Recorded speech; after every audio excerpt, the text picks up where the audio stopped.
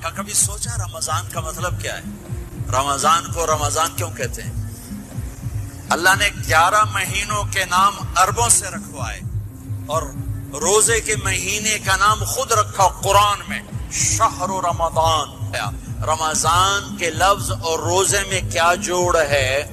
رمضان کہتے ہیں جل جانا، جل جانا، جل جانا۔